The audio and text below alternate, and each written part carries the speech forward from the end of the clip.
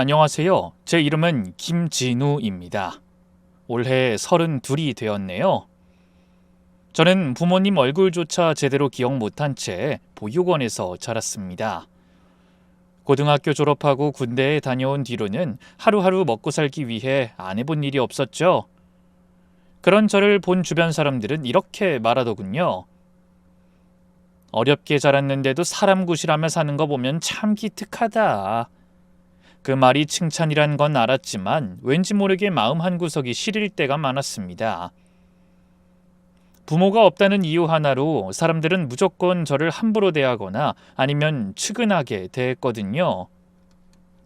월세방 집주인은 보증금 좀 밀렸다고 저를 내쫓았고, 공장에서 기계 부품 하나 망가뜨렸을 땐 아무도 실수라는 제 말을 믿지 않았습니다. 부모도 없는 놈 걷어줘봤자 고마운 줄도 모르고 농땡이 부리다 사고나 치지. 이런 말이나 듣곤 했죠. 그래도 저는 묵묵히 참았습니다. 제게 주어진 삶이 그런 거라면 굳이 누구를 원망하며 살고 싶진 않았거든요. 그런 제가 몇 년 전에 지인의 소개로 청담동에 있는 한 대저택에 운전기사로 취직하게 됐습니다. 그 집 주인 어른은 이름만 들어도 알만한 대기업 회장님이셨고 인성이 좋기로 소문난 분이셨죠. 그래서 저는 처음에 그런 대단한 집에 취직한 제가 운이 좋다고만 생각했어요. 하지만 제가 그 집에 들어간 건 우연이 아닌 필연이었다는 걸 뒤늦게 깨닫게 됐네요. 오늘 저는 그때 제가 겪었던 놀라운 사건에 대해 털어놓아 보려고 합니다. 그럼 지금부터 믿기 힘든 그날의 이야기 속으로 들어가 보겠습니다. 그날 저는 새벽부터 눈이 번쩍 뜨였어요. 그래서 전날 밤 정성껏 다림질해둔 셔츠를 꺼내 입고 운동화 대신 평소에 아까워 잘 신지도 않던 검정 구두를 꺼냈습니다. 그리고 거울 앞에 서서 넥타이를 몇 번이나 고쳐매며 혼자 중얼거렸죠. 진우야, 오늘부턴 좀 다른 삶을 살아보자. 지인의 소개로 취직해 운전기사로 출근하게 된 곳은 청담동에서도 손꼽히는 부촌에 있는 대저택이었습니다. 그 집 대문 앞에 도착했을 때 순간 발걸음이 멈췄죠. 그런 집은 드라마에서나 보던 곳이었고 그 앞에 선 저 자신이 마치 엑스트라처럼 느껴졌습니다. 잠시 후 초인종을 누르자 정갈하게 정장을 입은 중년의 남자가 나타나서 이렇게 물었죠. 김진우 기사님이시죠? 네, 맞습니다. 오늘부터 출근하게 됐습니다. 이쪽으로 들어오시죠. 전 이 집을 관리하는 사람이고 회장님은 아직 식사 중이십니다. 제가 집안을 먼저 안내해 드리겠습니다. 안으로 들어서니 한마디로 숨이 턱 막혔습니다. 집이라기보단 작은 미술관 같은 느낌이 들었거든요. 대리석 바닥은 먼지 하나 없이 반짝였고 곳곳에 걸린 그림과 조각상들이 너무나 고급스럽더군요. 여기는 응접실입니다. 운전기사들이 쉴 수 있는 공간은 지하에 마련돼 있으니 이따 안내해 드리겠습니다. 네, 감사합니다. 남자는 무표정하지만 예의를 갖춘 말투였고 저는 너무 긴장해서 어깨에 힘이 들어갔습니다. 그래도 가능한 정신을 똑바로 차리고 관리인의 한마디도 놓치지 않으려고 노력했어요.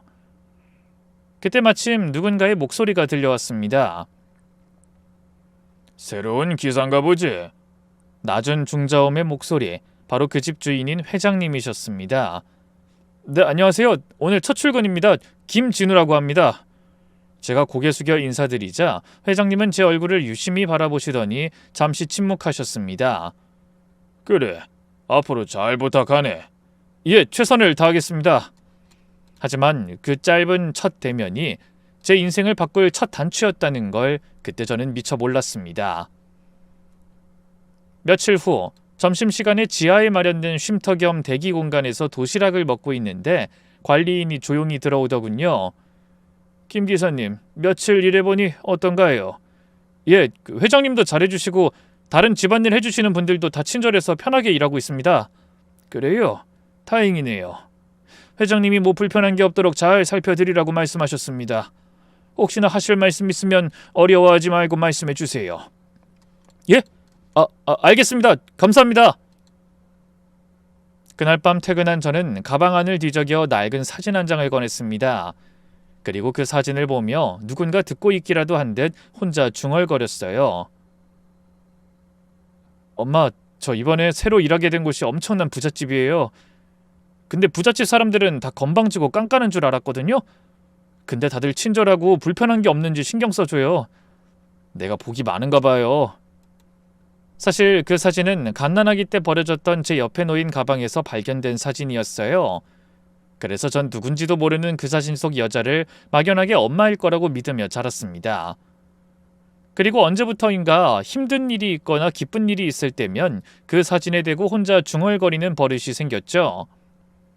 그럼 마치 사진 속의 엄마가 절 보고 웃어주는 것 같았고 무거운 외로움도 좀 덜어지는 기분이 들었거든요. 그렇게 사진을 보고 있자니 갑자기 보육원에서의 시간이 떠올랐어요. 어린 시절 아무도 안아주지 않았던 밤들, 학교에서 고아라고 놀림당했던 날들, 그 모든 시간이 주마등처럼 스쳐갔습니다. 그래서 그날 저는 또 외로움에 한숨 쉬며 억지로 잠을 청해야 했죠. 그런데 며칠 뒤 회장님이 직접 저를 서재로 부르셨어요. 김 기사, 일하긴 어떤가? 힘든 점은 없고? 네, 그 관리인께도 말씀드렸는데 모두 잘해주셔서 편하게 잘 지내고 있습니다. 그래, 다행이구만. 자네가 일을 시작한 지도 벌써 2주가 넘었는데 별로 아는 게 없는 것 같아서 말이야. 이력서엔 보육원 출신이라고 적혀 있었던 것 같은데 언제부터 그곳에서 생활한 거지? 부모님에 대해서 기억나는 건 뭐 없는 건가? 네, 저는 가족에 대한 기억은 하나도 없어요. 보육원 기록으로는 거의 태어나자마자 버려진 것 같다고 하더라고요. 아휴, 저런. 입소 당시에 작은 가방에 기저귀랑 내복 몇 벌 들어있었다고 하고 사진이 한 장 들어있었어요. 사진?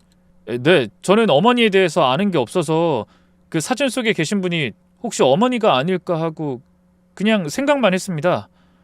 그 사진을 내가 좀 봐도 될까? 지금은 가지고 있지 않아요.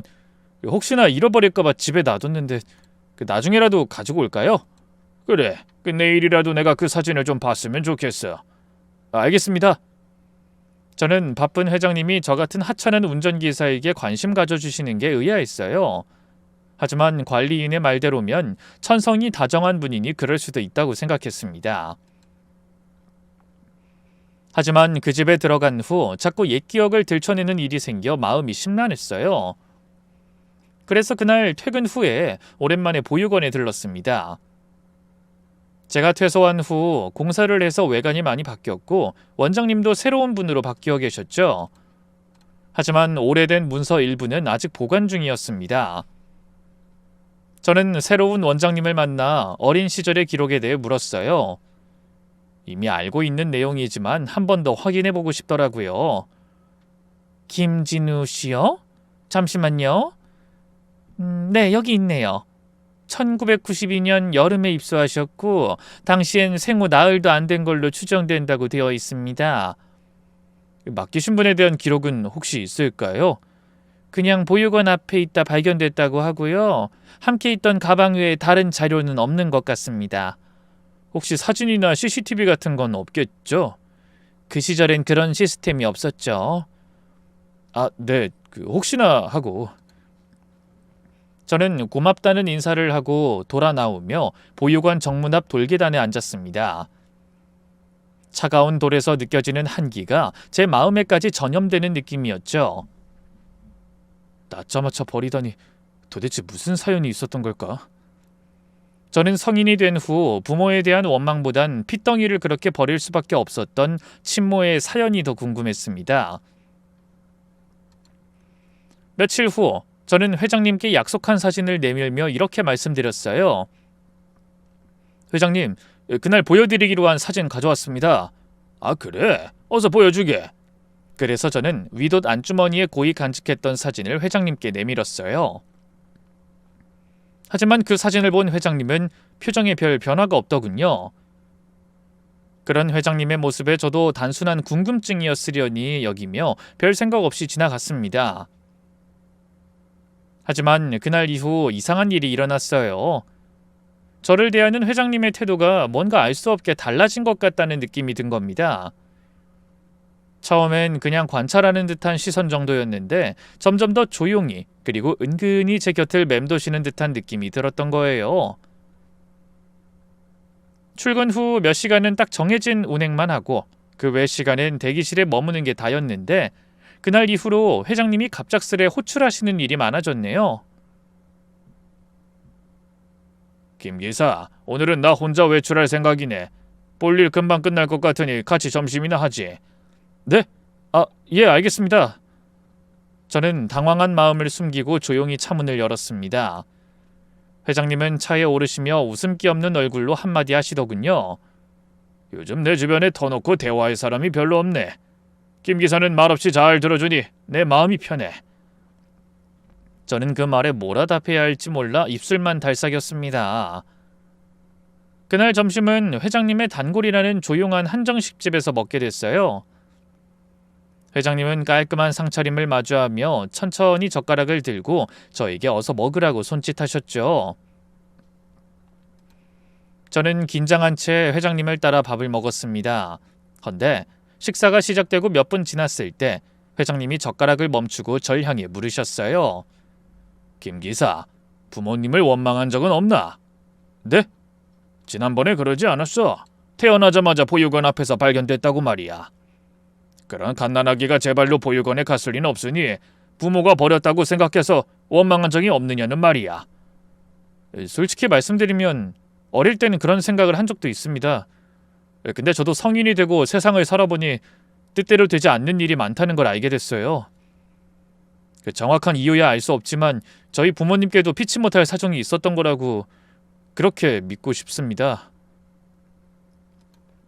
회장님은 제 말을 듣고 한참 동안 아무 말씀 없으셨습니다. 그러다 창밖을 바라보며 조용히 한숨을 내쉬더니 입을 여시더군요. 그래, 부모님께 어떤 일이 있었는진 모르지만 자네가 그렇게 생각해준다면 무척 고마워하실 거야. 혹시 일하다 힘든 일 생기거든 꼭 나랑 관리인한테 서슴없이 말해주게. 예, 알겠습니다. 감사합니다. 식사를 마친 뒤 회장님은 운전석에 앉아 시동을 걸려는 저를 나지막히 부르며 이렇게 말씀하셨어요. 김 기사, 예 회장님. 혹시 나랑 얘기하는 게 불편한 건 아닌가? 아닙니다. 그래? 그렇다면 종종 이렇게 나랑 식사 좀 해도 되겠나? 예, 그렇게 하겠습니다. 돌아오는 게 제 머릿속은 온통 회장님 생각으로 복잡했습니다. 아무리 성품이 좋은 분이라곤 하지만 한낱 운전기사에게 그토록 따뜻하게 대해주시는 게 이상했죠. 그런 일이 있고 며칠 뒤 한참 연락 없던 지인에게 전화가 왔습니다. 사회에 나와 알게 된 사람인데 저를 회장님 댁에 소개해준 고마운 사람이었죠. 진우야, 너 그 회장님 댁에서 아직도 운전하냐? 혹시 무슨 일이 있는 건 아니지? 예, 지금도 출근 중이에요. 고마워요, 형. 안 그래도 제가 밥 한번 사려 했는데. 그래? 야, 그 회장님 너한테 잘해주시지? 저는 잠시 머뭇거리다 말했습니다. 예, 그 워낙 성품이 좋은 분인 것 같아요. 그래, 잘됐다. 혹시 무슨 일 있으면 연락해라. 내가 너 그 집에 소개한 거 잊지 말고. 네, 그럼요. 얼마나 고맙게 생각하는지 몰라요. 제가 시간 될 때 연락드릴게요. 통화를 마치고 나니 기분이 좀 이상했습니다. 당연히 운전기사로 들어온 저에게 계속 운전하는지 묻는 게 황당하더라고요. 하지만 그땐 그 형이 싱겁다고만 생각하고 별다른 생각은 하지 못했던 것 같네요. 그날 오후 회장님이 외출 준비를 하고 차에 타셨어요. 근데 뭔가를 잊으셨는지 겉옷주머니를 살펴보시더니 이렇게 말씀하셨죠. 아유, 이런 지갑을 놓고 온 모양이구만. 예, 제가 들어가서 바로 가져오겠습니다. 그래 주겠나? 아마 서재 책상 위에 있을 거야.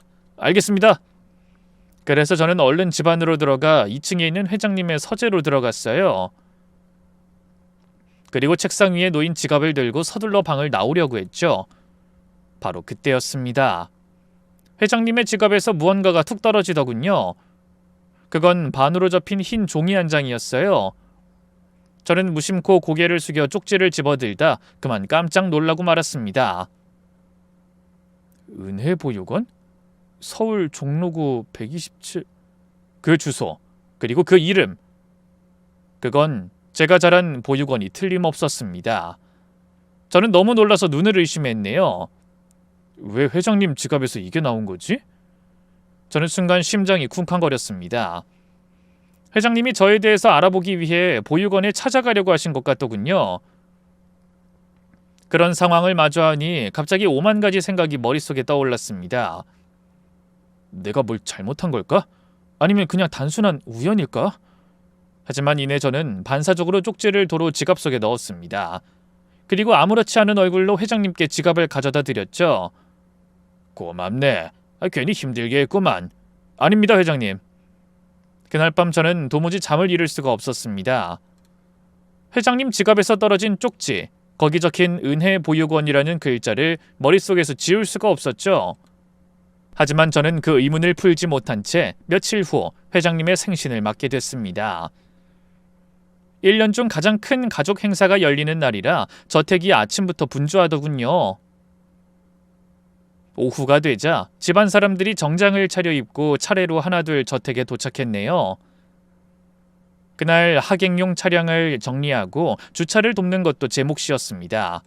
그때 고급 외제차가 집 앞에 도착하더니 안에서 멀끔한 외모의 명품 옷을 걸치고 번쩍이는 고급 시계를 찬 젊은 남자가 내리더군요.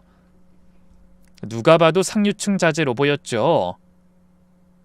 그 사람을 본 관리인이 뛰어나와 밝게 웃으며 인사했습니다. 평소 무표정한 관리인이 그렇게 환하게 웃는 모습은 처음 보는 것 같았죠. 그런데 그 모습을 신기하게 바라보던 저에게 젊은 남자가 갑자기 말을 걸었습니다. 이분은 처음 보는 분인 것 같은데? 그러자 관리인이 절 소개했습니다. 이번에 새로 들어온 회장님 운전기사입니다. 김 기사 인사드려. 회장님 여동생의 자제분이시네. 그제야 저는 그 남자의 정체를 알고 고개 숙여 인사했습니다. 그러자 남자가 눈을 가늘게 뜨며 절 바라보더니 이렇게 물었죠. 혹시 저희가 어디서 본 적 있던가요? 좀 낯이 익은 것 같은데. 네? 아닙니다. 전 처음 뵙는데. 그래요? 제가 착각한 모양이네요. 실례했습니다. 그러더니 서둘러 안으로 들어갔죠. 그리고 또 몇 명의 친척들이 집 안으로 들어서자 본격적인 생신 축하 잔치가 시작하는 모양이었어요. 그런데 그때 생각지도 못한 일이 일어났습니다. 주차 관리를 하고 지하실에 내려가 대기하려는 저를 관리인이 다급하게 불러 세우더니 깜짝 놀랄 말을 했어요. 김 기사, 회장님이 좀 올라오라고 하시네. 네? 저를요? 그래, 식당으로 오라고 하셔. 저는 무슨 일인지 몰라 의아한 마음을 안고 집 안으로 발걸음을 옮겼습니다. 그리고 조심스럽게 식당으로 들어갔죠. 그러자 회장님이 절 반갑게 부르며 이렇게 말씀하셨어요. 김 기사, 자네도 이쪽으로 앉지. 그 말씀이 떨어진 순간 그 자리에 모인 모든 사람들의 시선이 일제히 저에게 쏠렸습니다. 그리고 자리에 앉아있던 회장님의 장남이 황당하다는 표정으로 회장님과 절 번갈아 바라보더니 입을 열었죠. 아버지, 저 사람은 운전기사잖아요. 그래, 맞다. 이번에 새로운 내 운전기사다. 순간 그들 사이에 묘한 정적이 흘렀습니다. 아무도 섣불리 입을 열진 않았지만 그들의 눈빛이 불편해하고 있다는 걸 말해주더군요. 그때 아까 들어왔던 회장님 여동생의 아들이 절 위아래로 훑어보며 말했습니다. 외부인인데 왜 여기 앉으라고 하시는 거예요? 이건 가족 식사 자리잖아요. 그 말에 회장님이 웃으며 말씀하셨습니다. 요즘 내가 김 기사 덕분에 아주 기분이 좋아. 젊은 사람이 운전도 안정적으로 잘하고 의젓해서 의지가 많이 된단다. 그래서 내 생일엔 미역국 한 그릇 같이 먹고 싶어서 불렀다. 하지만 그 말을 들은 사람들의 눈빛은 싸늘했습니다. 저는 난처한 표정으로 고개를 저으며 말했죠. 아닙니다, 회장님. 전 괜찮습니다. 이런 자리는 가족분들끼리 함께 하시는 게 좋을 것 같습니다. 내 생일인데 내가 같이 밥 먹고 싶은 사람이랑 먹는 게 뭐가 나쁘다는 거지? 혹시 불편한 사람 있나? 그런 회장님의 말씀에 아무도 입을 열지 못했죠. 그래서 그날 저는 가시방석에 앉은 듯 불편하게 식사해야 했습니다.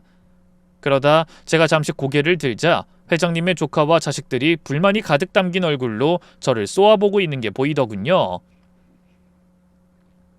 저는 영문도 모르고 본의 아니게 회장님의 생신에 초대받지 못한 객식구가 되어 안절부절해야 했습니다.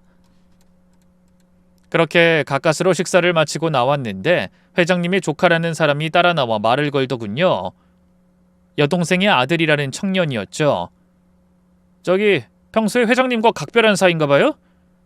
그 회장님이 워낙 다정한 분이시라 아무리 그래도 가족 식사에 남을 안 치는 건 처음이라 좀 신기하네요. 혹시 이 집에 어떻게 들어오시게 됐는지 물어봐도 될까요? 저는 지인의 소개로 들어오게 됐습니다. 면접은 회장님이 직접 보셨나요? 아닙니다. 그 회장님은 출근한 첫날 뵙게 됐어요. 그 대답에 청년은 한참 동안 절 바라보더니 이내 고개를 끄덕이곤 집 안으로 들어가더군요. 그날 밤 회장님은 조용히 절 서재로 부르셨습니다. 아까 나 때문에 당황했는가? 예, 조금. 그 가족분들이 저 때문에 불편하실 것 같아서 마음이 편치 않았습니다. 그럴 거 없어. 어차피 이 집의 중심은 나니까. 앞으로도 그런 일 있으면 자네는 아무 걱정하지 말고 내가 시키는 대로만 하면 돼. 알겠나? 네? 네, 알겠습니다. 그렇게 알 수 없는 말씀을 하시더니 저에게 작은 상자 하나를 내미셨습니다. 열어보게. 이건 자네한테 어울릴 것 같아서 하나 샀네. 아닙니다, 회장님. 말씀은 감사하지만 저한텐 어울리지 않는 물건입니다. 내가 아까도 말하지 않았어? 자네가 운전을 잘해줘서 내가 요즘 정말 편하다고. 그러니 부담 갖지 말고 받아두게. 회장님이 내민 상자 속에는 혀를 내두를 만큼 비싼 명품 시계가 들어있었습니다. 저는 깜짝 놀라 한사코 거절했지만 회장님의 간곡한 말씀에 어쩔 수 없이 상자를 받아들고 밖으로 나왔죠. 그날도 저는 늦게까지 잠들지 못했어요. 왜 그런지 회장님의 호의가 그냥 단순한 게 아니라는 생각이 들기 시작한 겁니다. 그러면서 낮에 저를 탐탁지 않은 표정으로 바라보던 회장님 식구들의 얼굴도 스쳐 지나갔죠. 저도 모르는 사이에 그들에게 눈에 가시 같은 존재가 된 게 아닌가 하는 생각이 들더군요. 그러면서 회장님이 가족들의 반대에도 불구하고 저에게 자꾸 운전기사 이상의 관심과 배려를 해주시는 게 이상했습니다. 그런데 며칠 후에 그런 모든 의문이 풀리는 사건이 발생했네요. 저는 생각지도 못한 상황을 마주하고 아연실색하고 말았죠. 그날 저는 회장님의 부름을 받고 응접실에 대기하고 있었어요. 그런 제 눈에 한쪽 벽, 커다란 책장 옆에 놓인 오래되고 작은 액자가 하나 보였습니다. 저택에 일하러 오던 첫날 이미 봤던 사진이었죠. 헌데 그때는 제가 워낙 긴장한 탓인지 얼핏 보아 넘겼던 사진이 그날은 선명하게 눈에 들어왔습니다.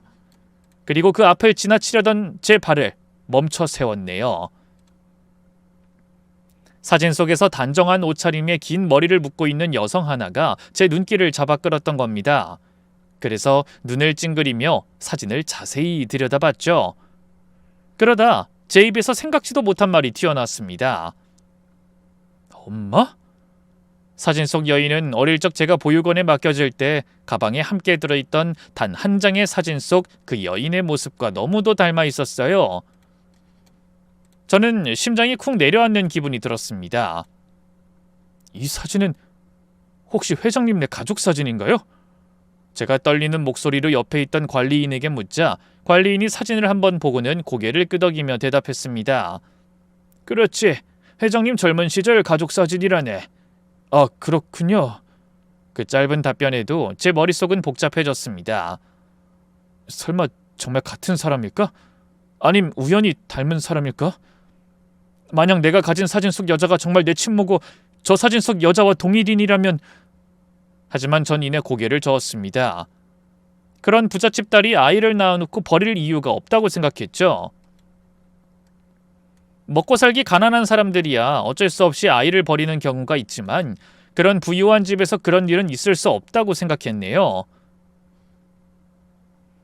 그렇게 잠시 이런저런 생각에 잠겨있던 저는 관리인을 향해 다시 말을 걸었습니다. 저기 근데 뭐 한 가지 여쭤봐도 될까요?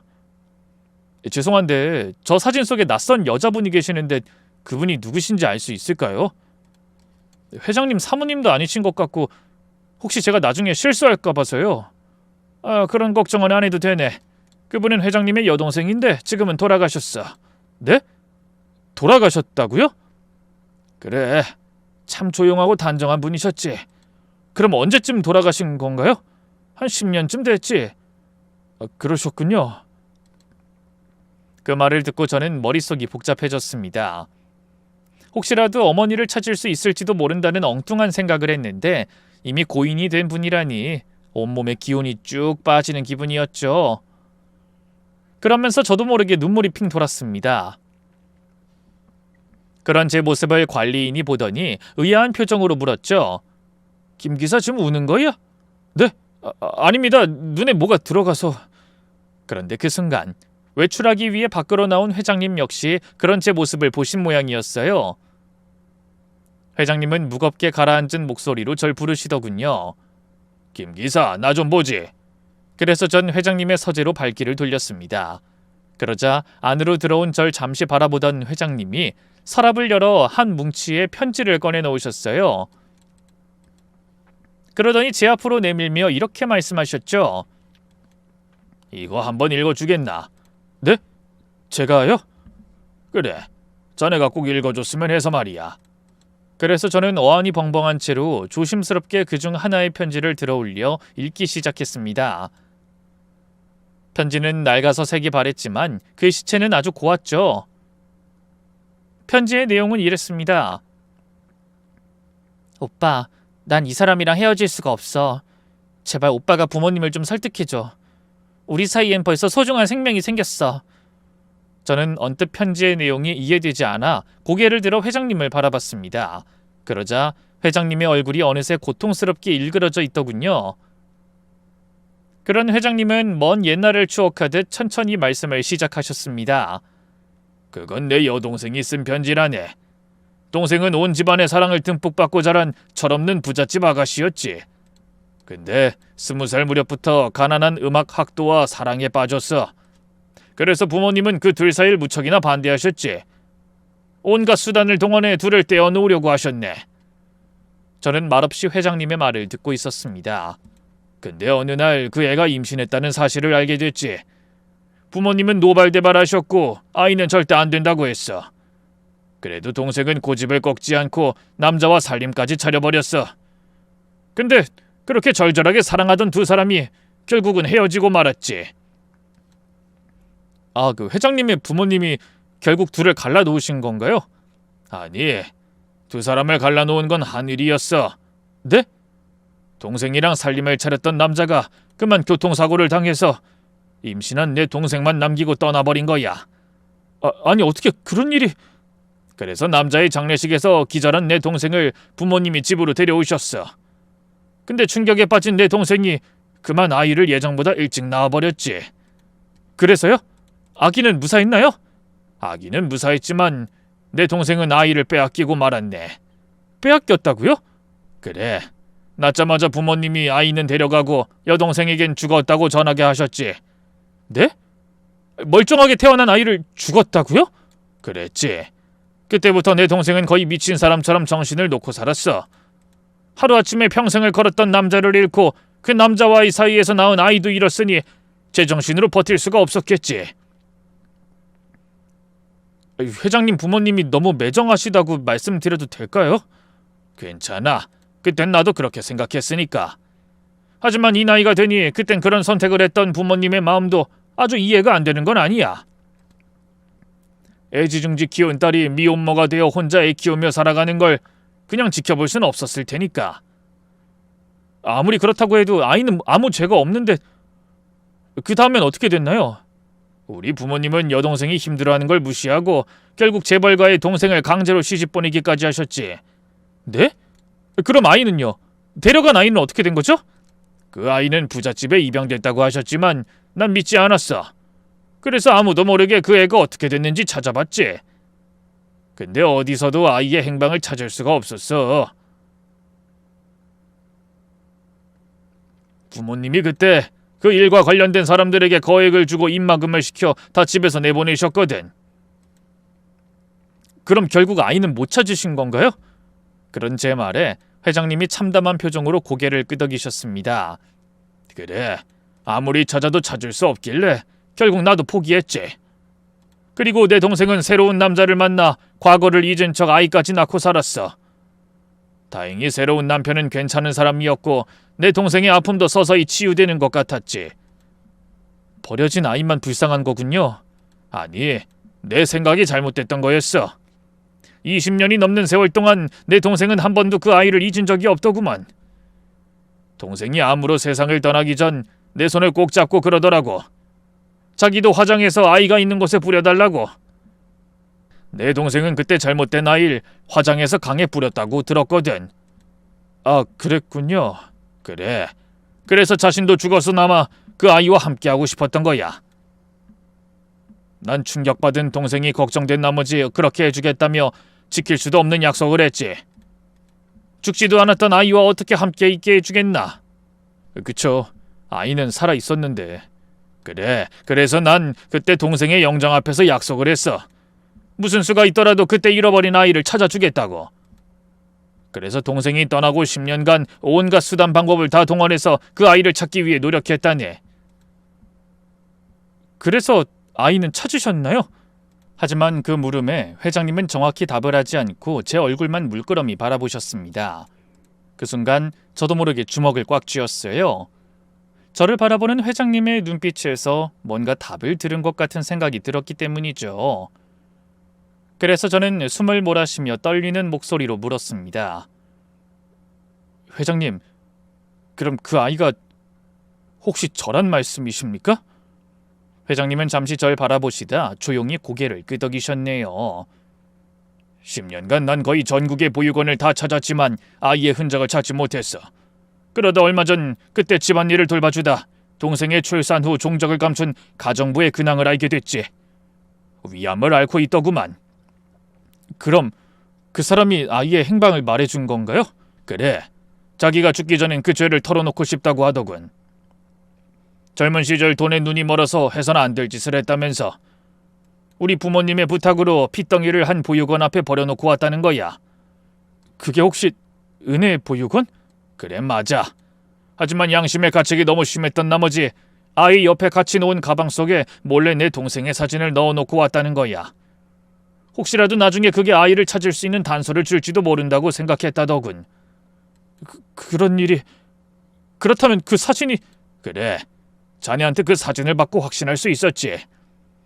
혹시 그래서 절 운전기사로 취직시키신 건가요? 맞아. 그 가정부의 말 듣고 보육원에 찾아갔지만 자네는 이미 독립한 다음이었고 백방으로 수소문해서 어떻게 살고 있는지 알아냈지. 그렇지만 자연스럽게 인연을 만드는 게 쉬운 게 아니더군. 그렇다고 자기 출생의 비밀도 모르는 자네에게 갑자기 나타나서 내가 외삼촌이라고 밝히기도 어려웠어.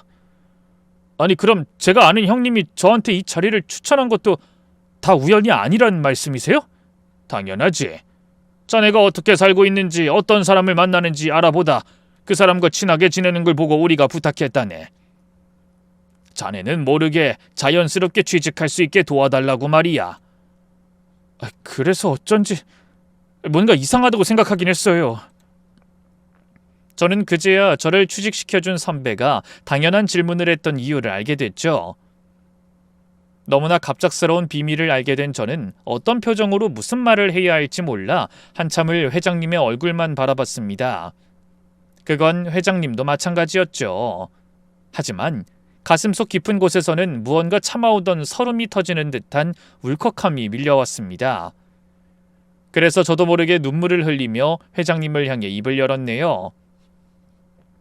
회장님도 그래서 저한테 그렇게 잘해주신 거군요. 그냥 평범한 운전기사일 뿐인데 단둘이 밥을 먹고 얘기를 나누고 가족 식사 자리에도 부르시고 명품 시계까지. 어쩐지 너무 이상했어요. 그래, 내가 바로 네 외삼촌이야. 내 동생의 마지막 부탁을 들어주지 못한 한을 안고 이대로 눈 감을까봐 내가 얼마나 마음 졸였는지 아니? 근데 네가 이렇게 건강한 모습으로 잘 자라줘서 내가 얼마나 고마운지 모른다, 진우야. 회장님이 저를 운전기사 대신 이름으로 부르자 간신히 억눌러왔던 감정이 폭발해 저도 모르게 오열하고 말았습니다. 회장님도 그런 저에게 다가와 어깨를 감싸 안으며 함께 통곡하셨죠. 그러고는 이렇게 말씀하셨어요. 당장 네 존재를 가족들에게 알려야겠다. 하지만 저는 당장 뭘 어떻게 해야 하는 건지 판단이 서지 않았고 혼란스러웠습니다. 그래서 회장님께 이렇게 부탁드렸죠. 회장님, 아니 외삼촌, 죄송하지만 당분간 제가 생각을 정리할 수 있게 시간을 좀 주시겠어요? 마음의 준비가 되면 그때 제가 누군지 밝히고 싶습니다. 회장님은 그런 절 물끄러미 바라보시다가 이내 고개를 끄덕이셨죠. 그래서 회장님과 저는 둘만의 비밀을 간직한 채 다시 예전의 생활로 돌아갔습니다. 하지만 그날 이후 저희 두 사람 사이에는 묘한 변화가 생기고 분위기도 달라졌습니다. 회장님은 예전보다 저를 더 따뜻하게 대해주셨고 세상 천지에 혼자라고 생각했던 저도 회장님께 친밀감을 느끼며 살갑게 굴었죠. 헌데 그런 모습을 지켜보는 주위의 시선이 점점 차가워지고 있음이 느껴졌습니다. 그 중에서도 가장 날카로운 눈빛은 회장님의 두 자녀, 큰아들 태준과 딸 미정이었습니다. 두 사람은 저에게 직접적인 무례를 범하진 않았지만 식사 자리나 복도에서 스치는 순간마다 저를 못마땅한 눈빛으로 노려보곤 했죠. 며칠 뒤 우연히 차고에서 정비를 하던 중 저는 그들 남매의 대화를 엿듣게 되었습니다. 멀리서였지만 제 이름이 또렷이 들리더군요. 오빠, 아버지가 그 운전기사를 특별하게 대하는 거 좀 이상하고 불편하지 않아? 안 그래도 나도 신경 쓰이던 참이야. 내 생각에 그 사람 아버지 혼외자일 가능성이 있어. 아버지가 그 기사를 보는 눈빛이 뭔가 안타까운 느낌이 드는 게 있어. 뭐? 말도 안 돼. 아무리 엄마가 돌아가셨다고 해도 그건 용납할 수 없어. 그리고 이건 유산 문제로도 번질 수 있는 일이라고. 저는 그 자리에 그대로 얼어붙고 말았습니다. 회장님의 두 자녀는 아버지가 절 특별하게 대하시는 모습을 보고 제가 회장님의 혼외자라는 터무니없는 오해를 하고 있었어요. 그날 밤 정원 쪽 작은 창고에서 기름 묻은 수건을 정리하고 있는데 회장님의 장남 태준이 성큼 다가와 절 불렀습니다. 김진우 씨. 예, 상무님. 내가 예의는 지키겠지만 분명히 해둘 게 있어요. 저는 손을 멈춘 채 그의 눈을 바라봤습니다. 우리 아버지께 잘 보이고 싶은 마음 이해는 합니다. 하지만 그 이상 선을 넘진 마세요. 네? 그게 무슨 말씀이신지. 모르는 척하지 말아요. 우린 그렇게 만만한 사람 아닙니다. 저는 한숨을 쉬며 말했습니다. 그런 오해를 하셨다면 죄송합니다. 저는 단 한 번도 이 집안에 무언가를 탐한 적이 없습니다. 하지만 아버지는 당신을 계속 끼워넣고 있어요. 이젠 가족 식사 자리에까지 앉히셨잖아요. 낄 자리 안 낄 자리 구분 못하는 당신이 문제라고. 저는 억울함에 입을 꾹 다물었습니다. 그리고 이렇게 말했죠. 죄송합니다. 앞으로는 오해하실 일 없도록 주의하겠습니다. 다음 날 저는 회장님께 조용히 말씀드렸습니다. 회장님, 제 존재로 인해 자녀분들이 불편해하시는 것 같습니다. 전 이 집을 나가는 게 맞는 것 같습니다.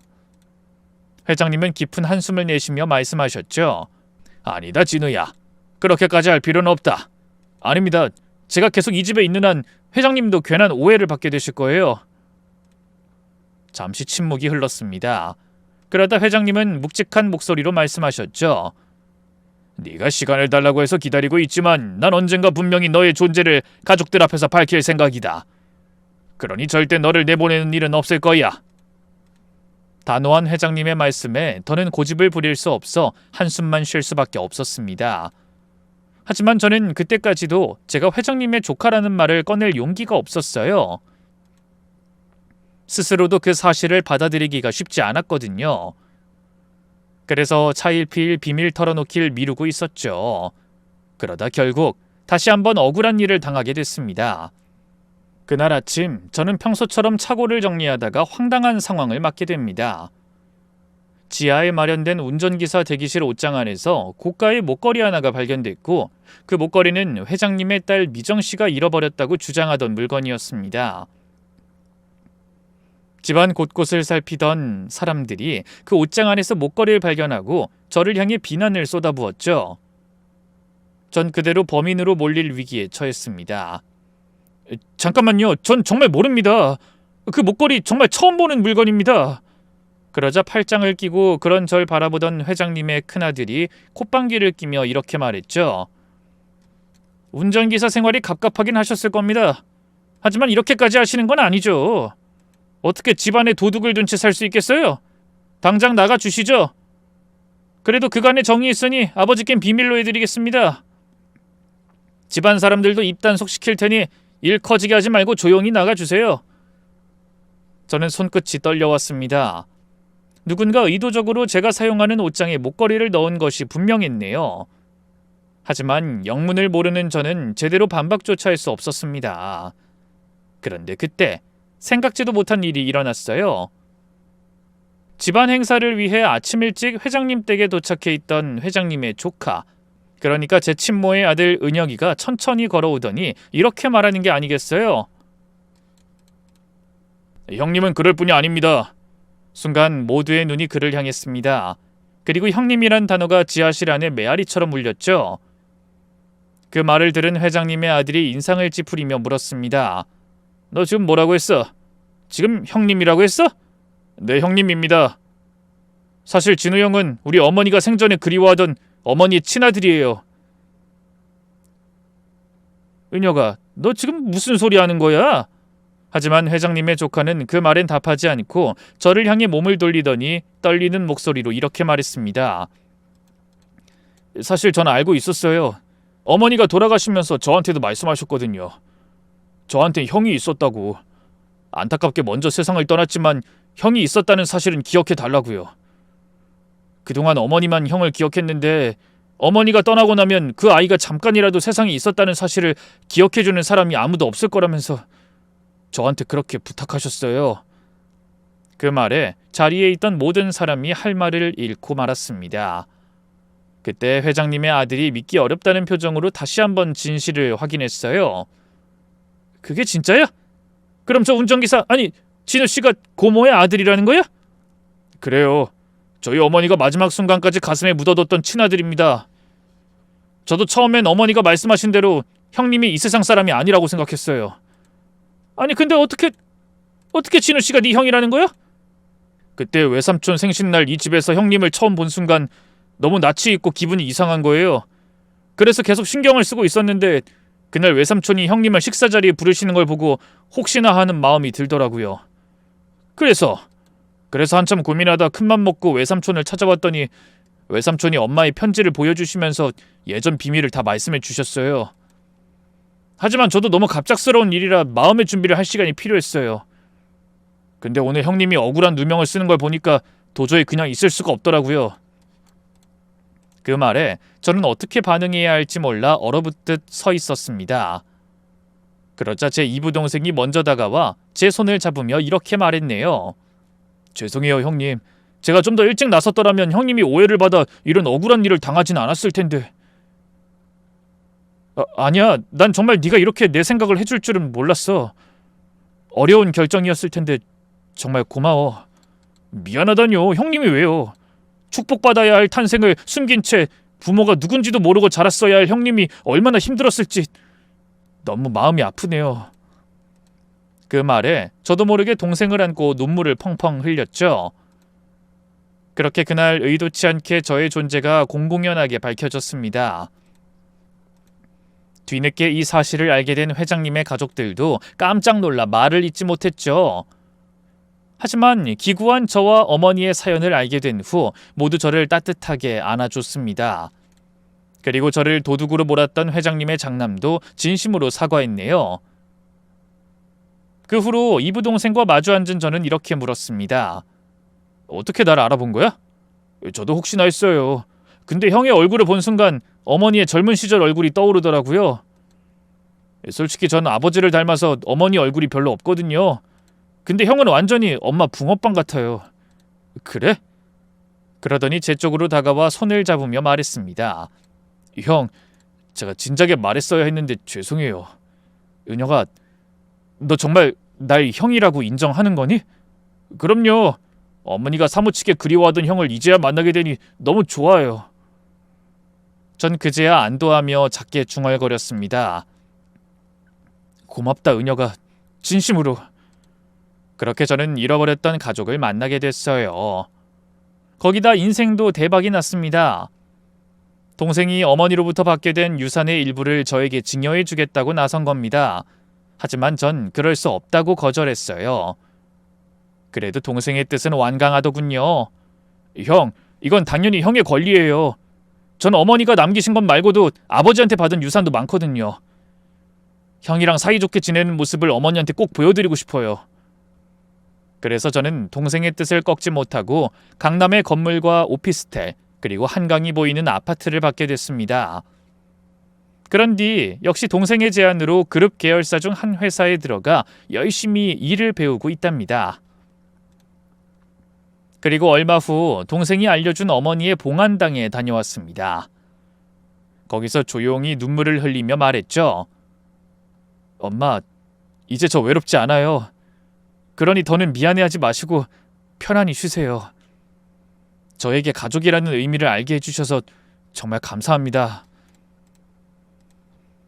어느덧 계절이 한 바퀴를 돌아 다시 봄이 찾아왔습니다. 그래서 저는 이렇게 행복한 봄을 선사해준 부모님께 감사하며 오늘도 힘차게 새로운 하루를 시작하고 있습니다.